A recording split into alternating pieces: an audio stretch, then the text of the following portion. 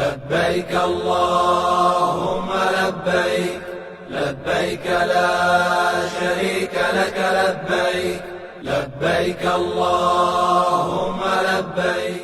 السلام علیکم ورحمۃ اللہ وبرکاتہ، نحمدہ ونصلی ونسلم علی رسولہ الکریم۔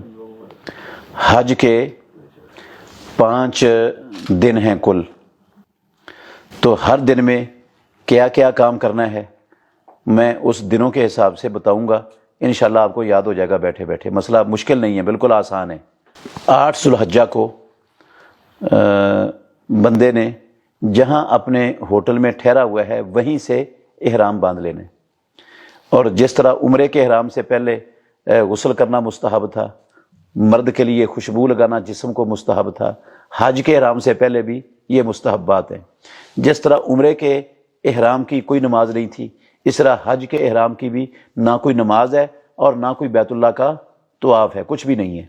بس اپنے ہوٹل سے احرام کی چادریں پہنے غسل کرنے کے بعد، عورت اپنا احرام کا لباس پہنے غسل کرنے کے بعد تو یہ لفظ کہیں لبیک اللہم حجن، لبیک اللہم حجن،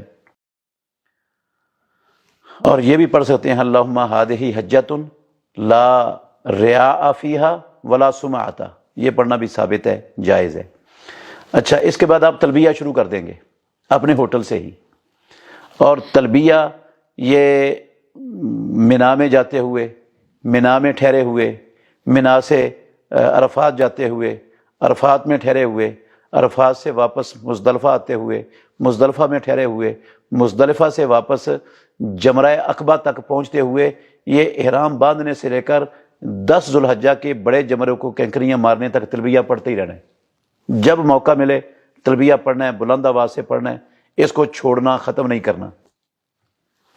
تلبیہ شروع کر دیا اپنے احرام پہن کر، تو پھر آپ منا کی طرف روانہ ہو جائیں، منا چلے جائیں۔ منا میں جا کر ظہر کی نماز ظہر کے وقت میں، عصر کی عصر کے وقت میں، مغرب کی مغرب کے وقت میں، عشاء کی عشاء کے وقت میں پڑھنی ہے، لیکن پڑھنی قصری ہیں ساری نمازیں۔ رسول اللہ صلی اللہ علیہ وسلم قصری نمازیں پڑھتے تھے، حج میں صحابہ بھی قصری پڑھتے تھے۔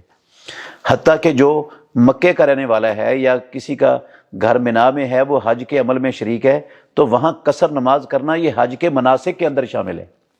وہاں کے یہ سفر کی وجہ سے نہیں ہے، یہ مناسک حج کا حصہ ہے قصر نماز۔ تو 8 ذو الحجہ کا جو حج کا پہلا دن تھا، آپ نے احرام پہنا، تلبیہ پڑھتے ہوئے منا چلے گئے، اور منا میں 4 نمازیں آپ نے پڑھیں، اپنے اپنے ٹائم پر، اور قصر نمازیں پڑھیں۔ تلبیہ پڑھتے رہیں اور دعائیں مانگتے رہیں، جو مرضی تلاوت کرتے رہیں فارغ وقت میں۔ یہ آپ کا ایک دن، پہلا دن حج کا مکمل ہو گیا، اس میں اتنا ہی کام ہے بس۔ اب آپ سو جائیں، رات کو منا میں ہی سونا ہے آپ نے، اور یہ رات منا میں رہنا فرض ہے، حج کے فرائض میں شامل ہے۔ یہ نہیں کہ آپ منا میں جائیں، ظہر نماز کے وقت پہنچ جائیں اور مغرب یا عشاء پڑھ کے واپس آ کے اپنے ہوٹل میں سوئیں، یہ نہیں کرنا۔ یہ رات منا میں سونا فرض ہے مسلمانوں پر، حج کے فرائض میں شامل ہے یہ۔ بہت سارے لوگ واپس آ کے اپنے ہوٹلوں میں آرام کرتے ہیں، کیونکہ وہاں اتنی لگژری جگہ نہیں ہوتی آرام کرنے کی، تو وہ پیچھے آ جاتے ہیں، یہ طریقہ غلط ہے ان کا۔ سونے کے بعد اگلے دن فجر کی نماز آپ نے منا میں ہی پڑھنی ہے۔ یہ 9 ذو الحجہ کا دن شروع ہو گئے۔ 9 ذو الحجہ میں سب سے پہلے فجر کی نماز منا میں ہوگی، اور فجر کی نماز کے بعد آپ دعائیں کریں، آپ تلاوت کریں، آپ جون سی مرضی عبادت کریں، جو مرضی کریں۔ سورج نکلنے کے بعد یہاں سے چلنا ہے۔ ایک بات ذہن میں رکھیں، آج کل رش بہت زیادہ ہوتا ہے، تو معلمین جو ہے نا، وہ لوگوں کو 8 ذو الحجہ کی رات کو عشاء کے بعد ہی بسیں بھر کے منا میں ڈونا شروع ہو جاتے ہیں، جبکہ رسول اللہ صلی اللہ علیہ وسلم کا جو طریقہ ہے وہ 8 ذو الحجہ کو ظہر کی نماز پڑھنے کا ہے وہاں پر، تو یہ رات کو ہی لے جاتے ہیں۔ اگر بندہ اکیلا ہے یا جوان ہے تو ان کے ساتھ مت جائے، وہ بعد میں رسول اللہ صلی اللہ علیہ وسلم کے طریقے کو فالو کرتا ہوا بعد میں ہی جائے، ان کو رہنے دے کہ میں تمہارے ساتھ نہیں جاتا۔ اگر اس کے ساتھ خواتین ہیں، بچے ہیں، بوڑھے ہیں، اور اس کو نہیں پتہ چلتا کہ میرا خیمہ کہاں ہے، سمجھ بھی نہیں آنی اس کو، تو پھر ان کے ساتھ چلا جائے۔ ورنہ اگر اس کو پتہ چل سکتا ہے، سمجھدار ہے، جوان ہے، اکیلا ہے، تو اس کو ترجیح اسی کو دینی چاہیے کہ میں نبی صلی اللہ علیہ وسلم کے طریقے کے عین مطابق کروں، اگرچہ وہ ضرور مجبوریوں کی وجہ سے کچھ آگے پیچھے کر دیتے ہیں، ان کی مجبوریوں کا ان کے ساتھ تعلق ہے، یہ ان مجبوریوں کا شکار نہ ہو۔ اسی طرح وہ ادھر سے رات کو آدھی رات کو لے جائیں گے یا عشاء کے بعد لے جائیں گے 8 کو، اور وہاں سے رات کو بھریں گے اور عرفات لے جائیں گے رات کو ہی، جبکہ سنت یہ ہے کہ منا سے 9 ذو الحجہ کو سورج نکلنے کے بعد محمد الرسول اللہ صلی اللہ علیہ وسلم نے سفر شروع کیا ہے، اور آپ عرفات پہنچ کر عرفات سے پہلے میدان عرفات میں داخل ہونے سے پہلے ایک وادی ہے، وادی نمرہ، وہاں پر رسول اللہ صلی اللہ علیہ وسلم نے پڑاؤ ڈالا، عرفات میں داخل نہیں ہوئے، سورج نکلنے کے بعد 9 ذو الحجہ کو چلے ہیں منا سے اور جا کر وادی نمرہ میں پڑاؤ ڈالا ہے۔ یہ جو وہاں پر عرفات کے اندر مسجد بنی ہوئی ہے نا، اس مسجد کا نام مسجد نمرہ ہے، اس کا آگے والا حصہ جو ہے مسجد نمرہ کا وہ وادی نمرہ کے اندر موجود ہے، اور اس کا پیچھے والا حصہ وہ وادی عرفات میں ہے۔ وادی نمرہ چھوٹی جگہ ہے، سارے حاجیوں کا وہاں رکنا ناممکن اور محال ہے، تو وہ لے جائیں گے معلمین اور رات کو ہی جا کر وہاں بھی خیمے لگے ہوتے ہیں، لوگوں کو ان کے خیموں میں اتار دیں گے۔ ٹھیک ہے، وہ جائیں ان کے ساتھ خیموں میں رہیں، مسئلہ کوئی نہیں ہے، لیکن جو چاہتا ہے نا کہ عین اللہ کے نبی کے طریقے کے مطابق میں چلوں، وہ جائے منا عرفات میں 9 ذو الحجہ کو سورج نکلنے کے بعد چلنے کے بعد پہنچے اور وہاں وادی نمرہ میں بیٹھ جائے زوال تک، سورج کے زوال تک۔ اللہ کے نبی زوال تک وہیں بیٹھے تھے، وہاں پر پھر وہیں پر خطبہ ہوتا ہے، خطبہ حج، مسجد کے اندر، مسجد کے اگلے حصے میں، تو خطبہ حج ہوگا، خطبہ حج کے بعد اذان ہوگی، اور اذان کے بعد اقامت کہہ کر ظہر کی نماز پڑھی جائے گی 2 رکعتیں، اور پھر ساتھ دوبارہ اقامت ہوگی، اور عصر کی نماز ظہر کے ٹائم میں بھی 2 رکعتیں پڑھ لی جائیں گی۔ یہاں پر خطبہ حج کے بعد امام صاحب دونوں نمازیں قصر اور ظہر کے ٹائم میں پڑھا دیں گے۔ رسول اللہ صلی اللہ علیہ وسلم نے ایسے ہی کیا۔ پھر پیارے پیغمبر چلے گئے میدان عرفات میں۔ آپ گئے تھے ایک جگہ پر کہ آپ نے اس طرح گئے وہاں پر کہ جبل رحمت جو ہے نا اس کو اپنے سامنے کر لیا اور بیت اللہ کی طرف منہ کر کے آپ کھڑے ہو گئے، وہاں اپنے دعائیں شروع کر دی۔ آپ نے فرمایا وقفت ہا ہونا والعرفۃ کلھا موقف، میں یہاں ٹھہرا ہوں اور عرفہ سارے کا سارا یہ ٹھہرنے کی جگہ ہے، جہاں کسی کو جگہ ملتی ہے ٹھہر جائے۔ یہ جبل رحمت کو سامنے کرنا، اس کے پیچھے جا کر کھڑے ہونا کہ جبل رحمت بھی سامنے ہو اور بیت اللہ بھی سامنے ہو، اگر کسی کے لیے آسان ہے، ممکن ہے تو وہ کر لے، ایسا ٹھیک ہے، ضروری نہیں ہے۔ جہاں بھی کھڑا ہوگا اس نے جو ہے نا وہ ظہر اور عصر کی نماز ظہر کے ٹائم قصر پڑھنی ہے، اور پڑھنے کے بعد پھر شام تک مسلسل دعائیں کرنی ہیں، کھڑے ہو کر دعائیں کریں منہ قبلے کی طرف کر کے، جب کھڑا ہو کے تھک جائے پھر بیٹھ کر دعا کرنا شروع کر دے، بیٹھ کر تھک جائے پھر کھڑا ہو کر دعائیں کرنا شروع کر دے، تلاوت کرنا شروع کر دے، اذکار کرنا شروع کر دے۔ بہت سے لوگ یہ جو دن ہے نا 9 ذو الحجہ کا دن اور میدان عرفات کا میدان، یہ خاص دعاؤں کا وقت ہے یہ، اور اس میں سے سب سے افضل دعا محمد الرسول اللہ صلی اللہ علیہ وسلم نے فرمایا وہ ہے لا الہ الا اللہ وحدہ لا شریک لہ لہ الملک و لہ الحمد وہو علی کل شیء قدیر۔ اور اللہ رب العالمین اس دن اپنے بندوں کو جہنم سے اتنا آزاد کرتے ہیں، پورے سال کے کسی دن میں بندے اتنے جہنم سے آزاد نہیں ہوتے۔ اور پیارے پیغمبر نے فرمایا شیطان کو اس دن اس قدر رسوا اور ذلیل دیکھا گیا ہے کہ اس سے زیادہ رسوا اور ذلیل شیطان سال کے کسی دن میں نہیں ہوتا۔ تو بہت سے لوگ وہاں جا کر کوئی سیر سپاٹے کرتے رہتے ہیں، کوئی جو ہے نا جبل رحمت پر چڑھنا وہ اپنا ضروری سمجھتے ہیں، جبکہ جبل رحمت پر چڑھنا کوئی مسئلہ ہی نہیں ہے اسلام کا، نہ اس کا کوئی حج سے تعلق ہے، نہ اس کا کوئی عرفات سے تعلق ہے کہ آپ جبل رحمت پر چڑھیں۔ وہ اپنا قیمتی دعاؤں کا وقت سیر سپاٹے میں یا سونے میں یا گپیں لگانے میں اور یا پہاڑوں پر چڑھنے میں جو ہے نا گزار دیتے ہیں۔ یہ بہت بڑا خسارہ ہے جو لوگ وہاں پر جا کر یہ کام کرتے ہیں۔ انہیں جہاں بھی موجود ہیں میدان عرفات کے اندر اپنا پورا وقت دعاؤں میں صرف کرنا چاہیے اور منہ قبلے کی طرف کر کے زیادہ سے زیادہ دعائیں مانگنی چاہیے، اپنے لیے بھی، اپنی ضرورتوں کے لیے بھی، اپنے رشتہ داروں کے لیے بھی، ساری دنیا کے مسلمانوں کے لیے بھی، مسلمان ملکوں کے لیے بھی، اسلام کے لیے بھی، جتنی دعائیں کر سکتے ہیں وہاں دعائیں کرنی ہیں۔ وہاں پر 9 ذو الحجہ کو سورج غروب ہو جائے گا، سورج غروب ہونے سے پہلے عرفات سے نکلنا نہیں کسی نے، اور وہاں پولیس نکلنے بھی نہیں دیتی، وہ زبردستی روک دیتے ہیں، کوئی نہیں نکل سکتا۔ شام تک دعائیں کرنی ہے، جب سورج غروب ہو جائے گا نا اذان نہیں ہوگی وہاں پر، نہ وہاں پر اذان ہونی ہے نہ نماز پڑھنی ہے مغرب کی۔ وہاں سے سورج غروب ہونے کے بعد میدان عرفات سے نکلنا ہے اور مزدلفہ پہنچنا ہے۔ یہ جو مزدلفہ کا رستہ ہے نا، اس میں بھی نماز نہیں پڑھنی، رستے میں بھی۔ جب بندے نے مزدلفہ پہنچنا ہے وہاں پر جا کر مغرب اور عشاء کی دونوں نمازیں اکٹھی پڑھنی ہیں، جس ٹائم بھی پہنچ جائے، مغرب کے ٹائم پہنچ جائے، عشاء کے ٹائم پہنچ جائے، آدھی رات کو پہنچے، جب بھی پہنچے گا سنت محمد رسول اللہ صلی اللہ علیہ وسلم کی یہی ہے کہ دو نمازیں وہاں جا کر اکٹھی کرنی، رستے میں نہیں کرنی، نہ رستے میں کرنی ہے نہ عرفات میں پڑھ کے جانی ہے مغرب کی نماز۔ اور جاتے ہوئے رسول اللہ صلی اللہ علیہ وسلم آرام اور سکون سے جاتے تھے، اور جب رستہ فراخ مل جاتا تو پھر آپ تیز چلتے تھے۔ تو خام خواہ دوڑانا، آوازیں نکالنا، یہ اس سے رسول اللہ صلی اللہ علیہ وسلم نے ایسے شور شرابے کو آپ نے سنا، لوگ سواریوں کو دوڑا رہے ہیں، ہانک رہے ہیں، شور مچا رہے ہیں، آپ نے اس سے منع کیا۔ آپ نے فرمایا سکون اور وقار کے ساتھ چلتے آؤ۔ اور رسول اللہ صلی اللہ علیہ وسلم کا خود عمل یہ تھا کہ رستہ کشادہ ہوتا تو تیز چل پڑتے، اگر رش بھیڑ ہوتی تو آہستہ چلتے تھے۔ تو وہاں پہنچے، آپ نے اذان کہلوائی، اذان کے بعد اقامت ہوئی اور مغرب کے 3 فرض پڑھائے، مغرب کے 3 فرضوں کے بعد پھر اقامت ہوئی اور آپ نے عشاء کے 2 فرض پڑھے۔ اس کے بعد رسول اللہ صلی اللہ علیہ وسلم سو گئے، فجر کی نماز تک سوئے رہے۔ اس رات، یہ مزدلفے کی رات ہے، آپ صلی اللہ علیہ وسلم نے نہ وطر پڑھے اور نہ تہجد پڑھی آپ نے، اور نہ ہی عشاء کے بعد کوئی سنتیں پڑھی، نہ مغرب کی سنتیں پڑھی، سارا کچھ 3 فرض مغرب کے اور 2 فرض عشاء کے پڑھے بس، اور آپ سو گئے اور صبح تک سوئے رہے۔ فجر کی نماز اٹھ کر آپ نے پڑھی۔ تو یہ جو رات ہے نا، یہ حج کے ارکان میں سے ایک رکن ہے، یہ مزدلفہ کے اندر رات گزارنا۔ وہاں خیمے شیمے نہیں ہوتے، وہاں سڑکوں پر ہی سونا پڑتا ہے، جہاں کسی کو جگہ مل جائے، پہاڑوں پر، سڑکوں پر۔ تو یہ حج کے ارکان میں سے ایک رکن ہے، یہ رہ جائے تو حج نہیں ہوتا۔ جس طرح عرفات کے میدان میں جانا یہ بھی رکن ہے، کوئی عرفات کے میدان میں نہیں گیا تو اس کا حج نہیں ہوا۔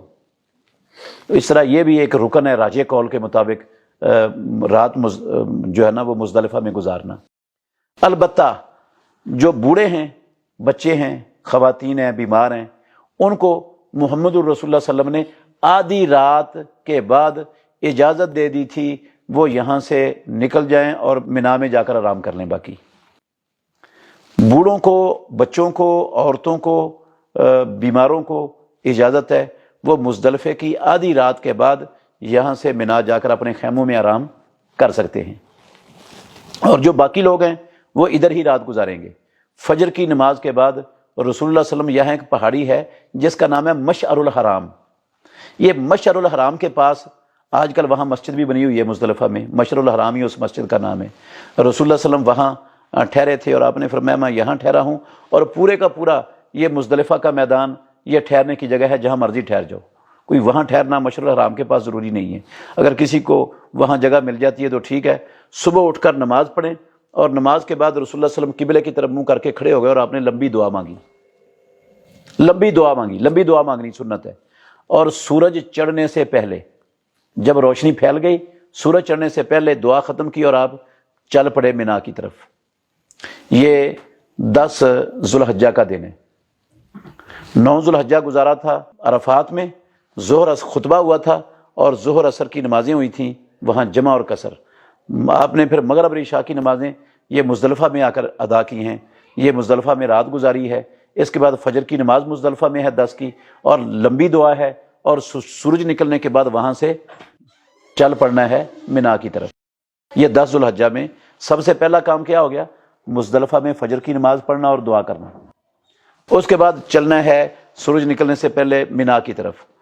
منا پہنچ کر جو سب سے پہلا کام کرنا ہے نا، پورا منا کراس کر کے، ہم پورا منا کراس کر کے جب آپ پہنچیں گے جمرہ عقبہ کے پاس تو اس کو 7 کنکریاں مارنی ہیں، اور یہ 7 کنکریاں جو مارنی ہیں نا جمرہ عقبہ کو، یہ سورج نکلنے کے بعد مارنی ہیں۔ حتیٰ کہ جو آدھی رات کو جن کو جانے کی اجازت ملی تھی نا، وہ بھی سورج نکلنے سے پہلے کنکریاں نہیں مار سکتے، ان کو بھی اجازت نہیں ہے۔ اور اگر کوئی مزدلفے میں، مزدلفے کی آخری سرحد پر بیٹھا تھا جہاں آگے مزدلفہ ختم ہوتا ہے اور آگے وادی محصرہ جاتی ہے، وہ تو چند منٹوں میں پہنچ جائے گا اپنا جمرہ عقبہ کے پاس، تھوڑی دیر میں پہنچ جائے گا، اگر سواری بھی اس کے پاس ہے تو وہ بھی کینکریاں نہیں مار سکتا۔ کینکریاں کا وقت 10 ذو الحجہ کو سورج نکلنے کے بعد ہے، جو رات کو گئے ان کے لیے بھی، اور جو صبح روشنی پھیلنے کے بعد چلا ہے اس کے لیے بھی، پہلے نہیں کینکریاں مارنی۔ 10 ذو الحجہ کو سورج نکلنے کے بعد منا میں پہنچ کر سب سے پہلا کام بڑے جمرے کو 7 کینکریاں مارنی ہیں۔ اور یہ کینکریاں، ان کو مزدلفہ سے اٹھانے کا کوئی مسئلہ نہیں ہے، ان کو دھونے کا کوئی مسئلہ نہیں ہے، اور سارے دنوں کی کینکریاں اٹھانے کا بھی کوئی مسئلہ سرے سے اسلام کا ہے ہی نہیں۔ یہ سارے مسئلے لوگوں نے اپنے گھر سے بنائے ہوئے ہیں، جن کا دین سے کوئی واسطہ دور و نزدیک کا ہی نہیں ہے۔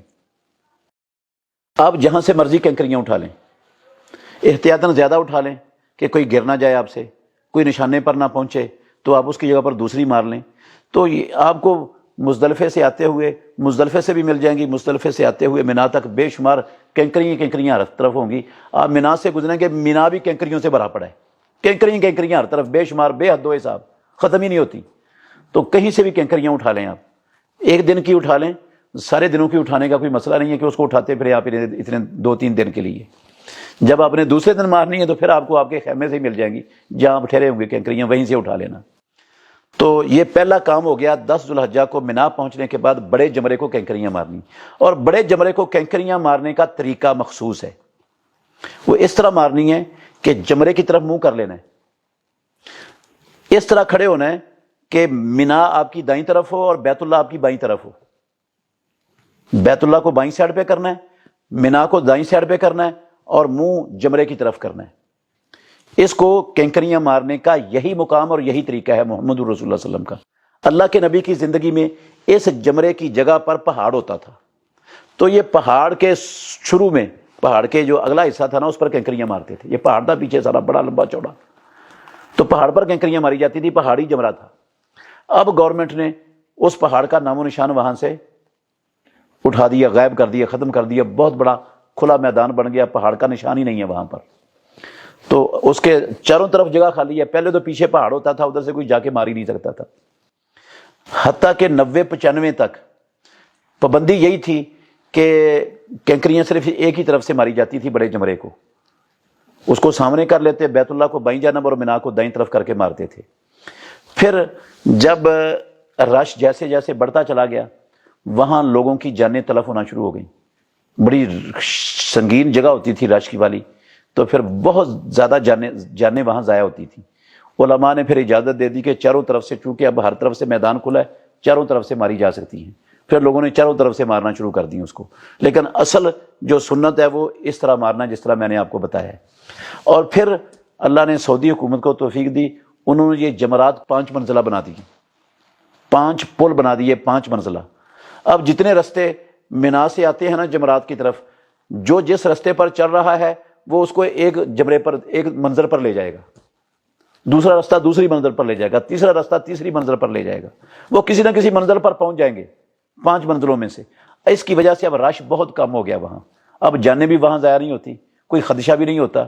ایک تو منزلیں 5 ہو گئیں، دوسرا کھلے میدان بن گئے بہت زیادہ، اور ہر طرف سے مارنے کی اجازت مل گئی بڑے جمرے کو بھی، اس لیے وہاں پر رش نہیں ہوتا۔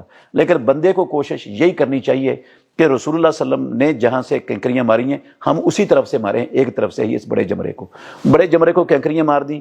یہ منا کا پہلا کام 10 ذو الحجہ کا مکمل ہو گیا۔ دوسرا کام ہے قربانی کرنا۔ قربانی وہاں بھی بندہ کر سکتا ہے، لیکن بہت مشکل کام ہے، آسان نہیں ہے، بہت دور جو ہے نا قربان گاہ بنی ہوتی ہے، وہاں پر جانور بھی ہوتے ہیں، وہاں جائیں گے، جانور خریدیں گے، تھک جائیں گے، آپ کو جگہ ملے گی نہیں آسانی سے۔ تو اس کا بہتر طریقہ یہ ہوتا ہے کہ وہاں مکے میں کوئی اگر آپ کا جاننے والا رہتا ہے اس کو آپ پابند کر دیں، وہ آپ کا جانور خرید لے اور قربانی پر آپ کی قربانی کر دے، یہ طریقہ بھی ہے۔ اور دوسرا طریقہ آپ گورنمنٹ کو پیسے جمع کروا دیں، تو گورنمنٹ بھی آپ کی طرف سے قربانی کر دے گی۔ جگہ جگہ پر ان کے کیبن بنے ہوتے ہیں جہاں وہ پیسے لے رہے ہوتے ہیں، لیکن وہ آپ کو اپنے حساب سے ٹائم دیں گے۔ لیکن اگر آپ کسی اپنے جاننے والے کو پیسے دے دو گے تو وہ آسانی سے پہلی ہی فرصت میں اس کو ذبح کر کے گوشت بھی آپ کو کھلا سکتا ہے مکے میں۔ تو یہ مینا میں ذبح کرنا ضروری نہیں ہے. مینا اور مکہ پورے کا پورا محمد الرسول اللہ صلی اللہ علیہ وسلم نے فرمایا یہ منحر ہے. ادھر حاجی قربانیاں ذبح کر سکتے ہیں مینا میں، اور مکہ کا پورا عبادی پورا علاقہ جہاں بھی قربانی ذبح کر دیں آپ کی قربانی ہو جائے گی. دوسرا کام قربانی کرنا ہے. تیسرا کام ہے سر منڈوانا. سر منڈوایا رسول اللہ صلی اللہ علیہ وسلم نے. اور چوتھا کام ہے احرام کھول دینا سر منڈوانے کے بعد، اور عام کپڑے پہن لینا. کپڑے پہننے سے پہلے احرام کھول کر خوشبو لگاتے تھے رسول اللہ صلی اللہ علیہ وسلم. یہ سنت ہے رسول اللہ صلی اللہ علیہ وسلم کی. یہ سارے کام مینا میں ہی ہو جانے ہیں. قربانی آپ کی مکے میں ہو جائے گی، یا حکومت کو پیسے دیے تو وہیں ہو جائے گی، اور باقی آپ نے ادھر کینکریاں مارنی ہیں، قربانی ہو جائے گی، اور ساتھ ہی آپ نے کیا کر لینا ہے، حجامت کروا دینی ہے، اور اپنے خیمے سے اپنے احرام کو اتار کر کپڑے پہن لینے ہیں. اور کپڑے پہن کر فوری طور پر رکنا نہیں ہے وہاں، جلدی آ کر بیت اللہ کا طواف کرنا ہے. یہ طواف زیارت ہے. یہ 7 چکر بیت اللہ کے طواف کے ہوں گے، اور صفا مروہ کی سعی کے بھی 7 چکر ہوں گے. اس جو طواف ہے نا، اس میں نہ کندھا ننگا کرنے کا مسئلہ ہے، استباء کا مسئلہ ہے، اور نہ ہی رمل کا مسئلہ ہے. کچھ بھی نہیں ہے. یہ عام کپڑوں میں آپ نے طواف کرنا ہے. جو استباء ہے نا وہ عمرے کے طواف میں ہوتا ہے صرف بس، اور کسی طواف میں نہیں ہوتا. نفلی طواف بھی کندھا ڈھانپ کے ہوتا ہے، اور حج کا طواف بھی کندھا ڈھانپ کے ہی ہوتا ہے. یہ کندھا ننگا کر کے نہیں ہوتا. حج کے طواف میں اور نفلی طواف میں کسی طواف میں رمل نہیں ہوتا. یہ رمل اور استباء دونوں ہی صرف عمرے کے طواف میں ہوتے ہیں. جو عمرے کا پہلا طواف ہوتا ہے اس کو طواف قدوم کہتے ہیں. تو یہ طواف زیارت اور صفا مروہ کی سعی یہ آج کے 10 ذوالحجہ کے دنوں میں سب سے مشکل ترین کام ہے.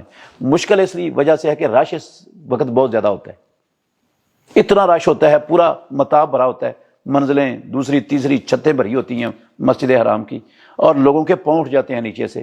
بے شمار لوگ بے ہوش ہو کے گر رہے ہوتے ہیں رش کی وجہ سے، اتنا شدید رش ہوتا ہے. تو اگر بندہ جلدی جلدی آ جائے وہاں سے یہ کام سمیٹ کر، تو پھر اتنا رش اس کو نہیں ملے گا. آسانی سے وہ مطاف کے اندر عمرہ جو ہے نا طواف زیارت اور صفا مروہ کی سعی کر سکتا ہے. طواف زیارت ہے یا طواف قدوم ہے یا نفلی طواف ہے، ہر وقت طواف کے لیے وضو شرط ہے. یہ بغیر وضو کے نہیں ہونا طواف. کوئی بھی طواف ہے، چاہے نفلی طواف ہے، چاہے حج کا طواف ہے، چاہے عمرے کا طواف ہے. طواف چونکہ نماز ہے اس لیے وہ وضو کے ساتھ ہی ہونا ہے. باقی صفا مروہ کی صحیح بغیر وضو کے ہو جاتی ہے. تو وضو کے ساتھ آپ نے وہ طواف کرنا ہے اور صفا مروہ کی صحیح کرنی ہے، اور پھر فوراً واپس مینا میں چلے جانا ہے. ہوٹل میں نہیں ٹھہرنا. رات وہاں مینا میں گزارنا فرض ہے. یہ حج کے مناسک میں سے اہم ترین منسک ہے. بہت سے لوگ پھر وہ مکے میں ہی ٹھہر جاتے ہیں. ادھر سہولتیں زیادہ ہوتی ہیں، ادھر سہولتیں کم ہوتی ہیں. وہ جاتے نہیں، کنکریاں مار کے آتے ہیں اور آخر ادھر ہی رات گزارتے ہیں. جبکہ محمد الرسول اللہ صلی اللہ علیہ وسلم نے یہ راتیں 11 کی 12 کی راتیں مکے مینا میں گزارنے کا حکم دیا ہے.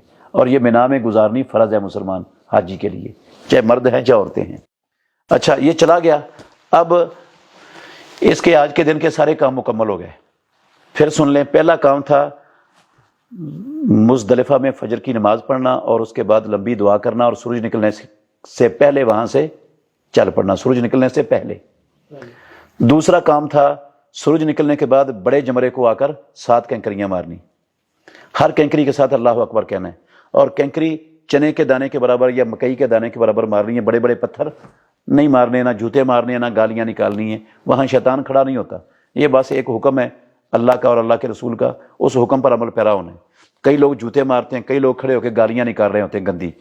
کئی لوگ، میں نے ایک پٹھان کو دیکھا، اس نے پیشاب کی بوتل بھری ہوئی شیشے کی، اور وہ اس پہ مار کے توڑ رہا ہو اور گالیاں نکال رہا ہو ساتھ اس کو. یہ طریقہ ہی نہیں ہے اسلام کا. وہ شیطان خوش ہو رہا ہے اس کے عمل سے. شیطان نے اس کو اپنے شکنجے میں وہاں بھی جکڑا ہوا ہے. تو چنے کے دانے کے برابر کینکریاں مارنی، اور ہر کینکری پر اللہ اکبر کہنا ہے. کینکریاں مار لیں، اس کے بعد قربانی ہو جائے گی. اس کے بعد حجامت کروا لیں احرام کھول کر، اور جا کر طواف زیارت کر کے واپس آ کر آرام کریں مینا میں. اگلا دن جو 11 ذوالحجہ کا ہے اس میں ایک ہی کام ہے. وہ کام ہے 3 جمروں کو کینکریاں مارنی ہیں بس. اور یہ مارنی ہے ظہر کی نماز پڑھ کے زوال کے بعد. ویسے گورنمنٹ نے اجازت دی ہے وہاں پر، صبح سے لوگ مارنا شروع ہو جاتے ہیں، لیکن آپ نے صبح سے نہیں مارنی ہے. آپ نے کب مارنی ہے؟ ظہر کی نماز کے بعد، زوال کے بعد. زوال کے بعد وہاں ظہر کی اذان ہو جاتی ہے اور جماعت بھی ہو جاتی ہے. تو بہت سارے لوگ تو پہلے فارغ ہو چکے ہوں گے مار کے کینکریاں، اور یہ 5 منزلوں کی وجہ سے اور بھی رش کم ہو چکا ہوگا. تو آپ نے ہمیشہ یہی اہتمام کرنا ہے کہ آپ نے ظہر کے بعد ہی مارنی ہے. پہلے آنا ہے چھوٹے جمرے کے پاس. یہ مسجد خیف کی طرف مینا کی طرف آتے ہوئے سب سے پہلے یہ جمرات ہے، چھوٹا جمرہ، اس کو 7 کینکریاں مارنی ہیں، جس طرف سے مرضی ماریں، چھوٹی 7 کینکریاں مار کر تھوڑا سا پیچھے ہٹیں اور منہ قبلے کی طرف کھڑے ہو کر ہاتھ اٹھا کر لمبی دعا مانگیں۔ لمبی دعا مانگتے تھے محمد الرسول اللہ صلی اللہ علیہ وسلم۔ وہاں لمبی دعا مانگنے کے بعد پھر چل پڑیں اگلے جمرے کے، یہ وسطی ہے، درمیانہ جمرہ، اس کو 7 کینکریاں مارنی ہیں، جس طرف سے مرضی ماریں، تھوڑا سا اس کو بائیں طرف کر جائیں یا اس کی بائیں طرف ہو جائیں اور منہ قبلے کی طرف کھڑے ہو کر پھر لمبی دعا کریں، ہاتھ اٹھا کر لمبی دعا کریں۔ وہاں لوگ نہیں کرتے دعا، لمبی دعا کرنے کے بعد وہاں سے پھر چلیں، پھر تیسرے جمرے کو کینکریاں ماریں اور اسی طرح مارنی ہے جس طرح 10 کو 7 کینکریاں ماری تھیں، جس طرف کھڑے ہو کر، یہ سامنے ہو، مکہ بائیں طرف ہو اور مینا دائیں طرف ہو۔ اس کے بعد یہاں پر کھڑے ہو کر دعا نہیں کرنی۔ یہ 11 تاریخ کا صرف یہی کام ہے، 3 جمروں کو کینکریاں مارنی ہے اور ہر کینکری میں اللہ اکبر کہنا ہے، پہلے 2 جمروں کے پاس دعا کرنی ہے منہ قبلے کی طرف کر کے، تیسرے جمرے کے پاس دعا نہیں کرنی، اور یہ کینکریاں زہر کے بعد مارنی ہے، بس اور کوئی کام نہیں ہے۔ پھر آپ جو مرضی کریں، ان دنوں میں آپ تکبیریں پڑھیں، تلبیہ پڑھیں، تلاوت کریں، جو مرضی کریں، کوئی کسی قسم کی پابندی نہیں ہے۔ پھر 12 تاریخ کو بھی یہی ایک ہی کام ہے، جو 11 تاریخ کا کام تھا نا حج کا، 12 تاریخ کو بھی یہی ایک ہی کام ہے کہ تینوں جمروں کو کینکریاں مارنی ہیں اور زور کے بعد مارنی ہے، اور اسی طرح کرنا ہے جس طرح 11 تاریخ کو کیا تھا، بس پھر آپ فارغ ہیں۔ زور سے پہلے بھی فارغ تھے، زور کے بعد بھی، کینکریاں مارنے کے بعد بھی فارغ ہیں۔ اگر آپ 12 تاریخ کو کینکریاں مارنے کے بعد مکہ جانا چاہتے ہیں، آپ کو اجازت ہے مکہ جانے کی، پھر 13 کے کینکریاں مارنے کی ضرورت نہیں ہے، نہ اس دن مارنی ہے نہ ان کے، وہ معاف ہیں ویسے۔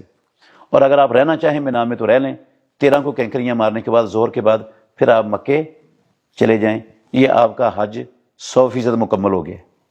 اچھا، کینکریاں خود مارے گا بندہ، لیکن اگر کوئی عورت ہے یا کوئی بیمار ہے یا کوئی مریض ہے، اس خیمہ اس کا دور ہے، چل کر وہاں جانا کافی لمبا چوڑا سفر بھی بن جاتا ہے، نہیں ممکن اس کے لیے، تو کوئی دوسرا بندہ بھی اس کی طرف سے کینکریاں مار سکتا ہے۔ پہلے اپنی کینکریاں مارے گا، پھر جس کی طرف سے وہ نائب بنا ہے 7 کینکریاں اس کی طرف سے مارے گا، تو دوسرے کی طرف سے بھی کینکریاں مارنے کی اسلام میں اجازت ہے۔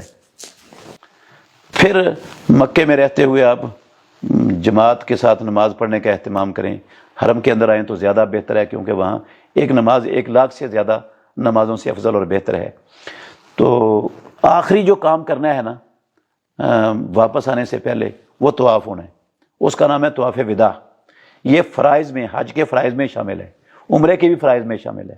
آپ نے فرمایا فَلْيَكُنْ آخِرُ عَهْدِهِ بِالْبَيْتِ الطَّوَافُ، سب سے جو آخری کام مکے میں کرنا ہے وہ طواف کرنا ہے۔ جب آپ کی واپسی کی تیاری ہو جائے گی، آپ نے پوری تیاری پہلے مکمل کر لینی ہے، سامان شمان باندھ لینا ہے، ہر چیز کس کس کے، جب جانے کا تھوڑا سا ٹائم بچے گا نا جس سے میں اب طواف کر سکیں گے، تو پھر آپ نے طواف کر کے بس پہ بیٹھنا ہے اور جدے کے لیے روانہ ہو جانا ہے۔ یہ ہے محمد الرسول اللہ صلی اللہ علیہ وسلم کا حج کا بالکل آسان طریقہ۔ اگر بندہ حج کران یا حج تمتع کر رہا ہے، قربانی کرنا اس پر فرض ہے، لیکن اگر قربانی کی استطاعت نہیں ہے اس کے پاس، تو پھر وہ 10 روزے رکھے گا، 3 دن حج کے دنوں میں رکھ لے گا اور 7 روزے واپس اپنے گھر میں جا کے رکھے گا، یہ قربانی کی جگہ پر اس کو کفایت کر جائیں گے۔ اللہ تعالیٰ سب مسلمانوں کو رسول اللہ صلی اللہ علیہ وسلم کے طریقے پر چلنے اور آپ کے طریقے کے مطابق ہر عبادت سر انجام دینے کی توفیق عطا فرمائے۔